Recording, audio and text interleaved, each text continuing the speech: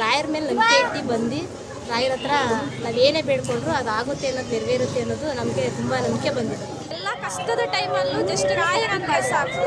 ಓಂ ಶ್ರೀ ರಾಘವೇಂದ್ರ ಕೈ ಬಿಡಲ್ಲ, ನಂಬೇಕಷ್ಟೇ. ನಂಬಿ ಅವರು ಹೇಳ್ದಂಗೆ ಕಳ್ಕೊಂಡು ಹೋದರೆ ಭಗವಂತ ಎಲ್ಲ ರೀತಿಯೂ ಒಳ್ಳೇದು ಮಾಡ್ತಾಗಿದೆ. ಇಲ್ಲಿ ಬಂದಮೇಲೆ ಒಂದೊಂದೇ ಒಳ್ಳೇದಾಗ್ತಾಯಿದೆ. ಬಂದು 3 ವಾರಕ್ಕೆ ನಮಗೆ ಬದಲಾವಣೆ ಕಾಣಿಸಿದೆ. ರಾಯರ ಮೇಲೆ ನಂಬಿಕೆ ಇಟ್ಟು ಬಂದು ರಾಯರ ಹತ್ರ ನಾವೇನೇ ಬೇಡ್ಕೊಂಡ್ರು ಅದಾಗುತ್ತೆ ಅನ್ನೋದು ನೆರವೇರುತ್ತೆ ಅನ್ನೋದು ನಮಗೆ ತುಂಬ ನಂಬಿಕೆ ಬಂದಿದೆ. ಹಾಗಾಗಿ ನಾವು ರಾಯರನ್ನ ನಂಬೇಕಷ್ಟೇ. ರಾಯರಿದ್ದಾರೆ ಅನ್ನೋದನ್ನು ಒಳ್ಳೆ ಮನಸ್ಸಿಂದ ಒಳ್ಳೆ ಇದರಿಂದ ನಂಬಿ ಬಂದರೆ ಯಾವತ್ತೂ ರಾಯರು ಕೈ ಬಿಡಲ್ಲ, ಕಾಪಾಡ್ತಾರೆ ಅನ್ನೋದು ಒಂದು ನಂಬಿಕೆ ಅಷ್ಟೇ. ಮನೆಯಲ್ಲಿ ಸ್ವಲ್ಪ ಪ್ರಾಬ್ಲಮ್ ಇತ್ತು, ಹಾಗಾಗಿ ನಮಗೇನೋ ಸ್ವಲ್ಪ ಸಮಾಧಾನ ಆಗಿದೆ. ನಮಗೆಲ್ಲ 3 ವಾರಕ್ಕೆ ನಮ್ಗೆ ಬದಲಾವಣೆ ಕಾಣಿಸಿದೆ.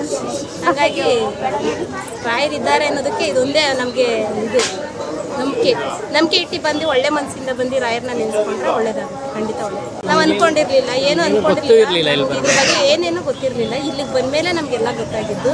ಇಲ್ಲಿಗೆ ಬಂದಮೇಲೆ ನಮಗೇನು ಯಾರ ಹತ್ರನೂ ಏನು ಕೇಳಲಿಲ್ಲ. ನಾವು ಡೈರೆಕ್ಟಾಗಿ ಬಂದ್ವಿ, ಏನು ಸಂಕಲ್ಪ ಮಾಡ್ಕೊಂಡಿದ್ದಾರೆ ಅದನ್ನು ಮಾಡ್ಕೊಂಡ್ವಿ.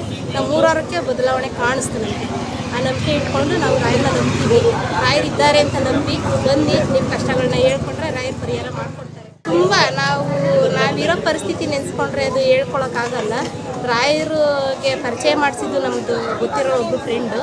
ಅವ್ರು ಪರಿಚಯ ಮಾಡಿಸಾದ್ಮೇಲೆ ನಾವು ಮಂತ್ರಾಲಯ ಹೋಗಿ ಲಾಸ್ಟಿಗೆ ನಾವು ಇಲ್ಲಿಗೆ ಮಂತ್ರಾಲಯಕ್ಕೆ ಬಂದಮೇಲೆ 3 ವಾರಕ್ಕೆ ನಮ್ಗೆ ತುಂಬ ಬದಲಾವಣೆ ಕಾಣಿದೆ.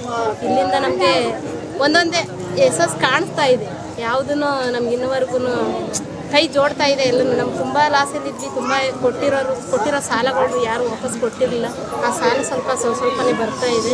ಮತ್ತು ಕೈ ಬಾಯಿ ಎತ್ತಾ ಇರಲಿಲ್ಲ, ಎಷ್ಟೇ ದುಡಿದ್ರೂ ಕೈ ಬಾಯಿ ಎತ್ತಾ ಇರಲಿಲ್ಲ. ಅದು ಸ್ವಲ್ಪ ಕೈ ಬಿಡಿದೆ. ಅದೊಂದು ನಂಬಿಕೆ ನಮ್ಗೆ ಚೆನ್ನಾಗಿ ಬಂದಿದೆ. ಭಗವಂತ ನೋಡೋಕ್ಕೆ ಅಂತಲೇ ಬರ್ತೀವಿ. ಭಗವಂತ ಎಲ್ಲ ರೀತಿಯೂ ಒಳ್ಳೇದು ಮಾಡ್ತಾರೆ ಜನಕ್ಕೆ. ಆ ರೀತಿಗೋಸ್ಕರ ಜನ ಎಲ್ಲೆಲ್ಲಿಂದನೂ ಹುಡುಕೊಂಡು ಬರ್ತಾವ್ರೆ. ಭಗವಂತ ಏನಂದರೆ ಅವ್ರನ್ನ ನಂಬಿದ್ರೆ ಯಾರನ್ನೂ ಕೈ ಬಿಡಲ್ಲ, ನಂಬೇಕಷ್ಟೇ. ನಂಬಿ ಅವರು ಹೇಳ್ದಂಗೆ ಕಳ್ಕೊಂಡು ಹೋದರೆ ಭಗವಂತ ಎಲ್ಲ ರೀತಿಯೂ ಒಳ್ಳೇದು ಮಾಡ್ತಾನೆ. ದಾರಿ ತೋರಿಸಿದ್ದಾನೆ ಈಗ ಆಲ್ರೆಡಿ ನಮಗೆ. ನಮ್ಮ ಕೈಲಿ ಅವಾಗಂತೂ ಶಕ್ತಿ ಇರಲಿಲ್ಲ, ತುಂಬ ಕುಗ್ಗೋಗ್ಬಿಟ್ಟಿದೆ. ಎಲ್ಲ ಸ್ವಲ್ಪ ಅದು ಇದಕ್ಕೆ ಇನ್ವೆಸ್ಟ್ ಮಾಡಿಬಿಟ್ಟು ಈಗ ಸ್ವಲ್ಪ ಚೇತರಿಸ್ಕೊಂಡಿದ್ದೀನಿ. ಭಗವಂತ ಆ ಥರ ದಾರಿ ಕೊಟ್ಟಿದ್ದಾರೆ.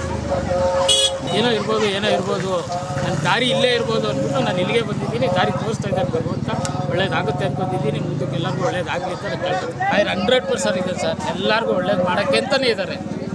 ಅವ್ರಿಗೋಸ್ಕರ ನಾವು ಸದಾ ಪೂಜೆ ಮಾಡ್ತಾ ಇರಬೇಕು. ಅವ್ರಿಗೋಸ್ಕರ ನಾವು ಪ್ರೇ ಮಾಡ್ಕೊತಾ ಇರ್ಬೇಕು ಸರ್. ಕುತ್ತಲ್ಲೂ ನಿಂತಲ್ಲೂ ರಾಯರೇ ಅಂದರೆ ಸಾಕು, ಎಲ್ಲಿದ್ರೂ ಬರ್ತದೆ ಸಾಕು.